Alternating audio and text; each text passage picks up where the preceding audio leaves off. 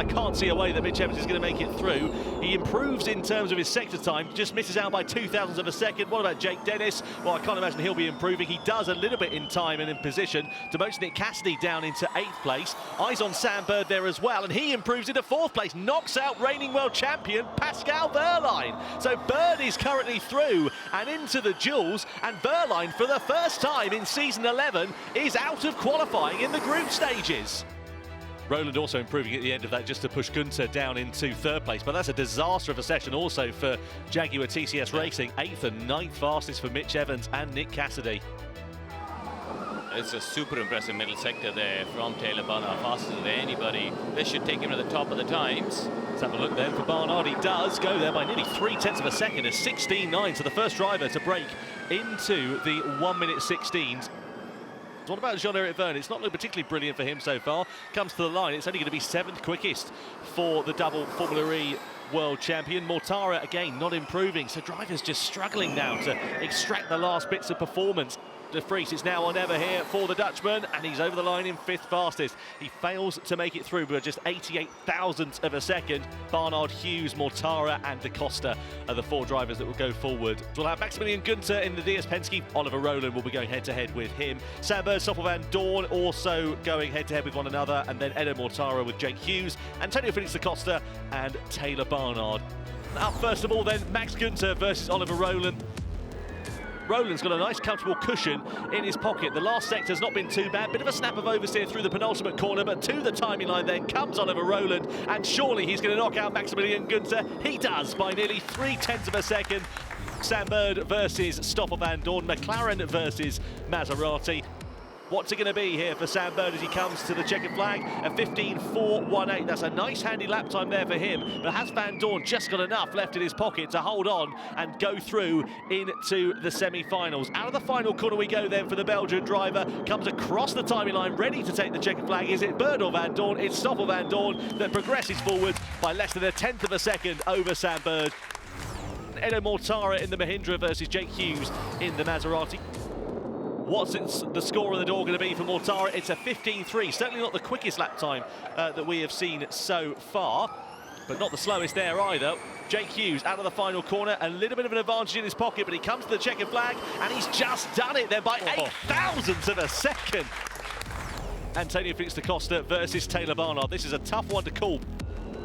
A 15 flat for Antonio Felix Da Costa. That's the quickest time we've seen so far in the dual stages of qualifying, but a moment there for Barnard might cost him a bit dearly. Out of the final corner and across the line for the Neon McLaren driver. Is it Barnard or Da Costa? It's Taylor Barnard by over 0.2.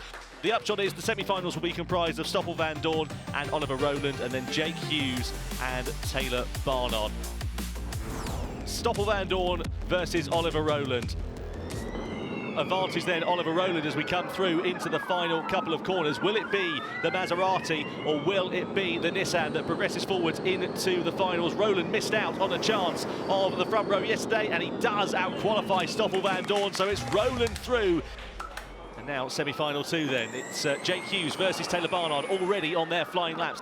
Over the line we go then here with Jake Hughes. What's the score on the door going to be? A 15.460, far from the fastest lap time that we've seen in the dual stages of qualifying. And Barnard with over 0.4 of a second in his pocket over Hughes with just one more corner to go. It's a nice clean run out of the final turn. We come to the timing line, and Taylor Barnard out-qualifies Jake Hughes to go through into the finals for the first time in his Formula E career. It's an all-Nissan powertrain final then, the factory car versus the Neon McLaren outfit. Rowland versus Barnard. Yep, on board here then with Taylor Barnard. Let's see what speed he's going to carry in towards that first corner. On the brakes we go, down in towards turn 1. Oh, a bit of an oversteer on the initial part of that first corner.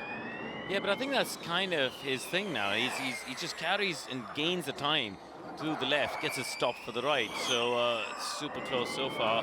The 100th between Rowland. So aggressive on the curve there.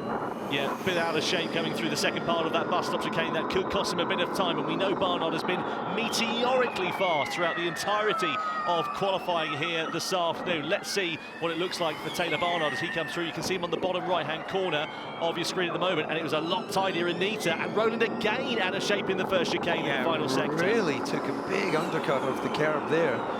and he's down a couple of tenths in that middle sector.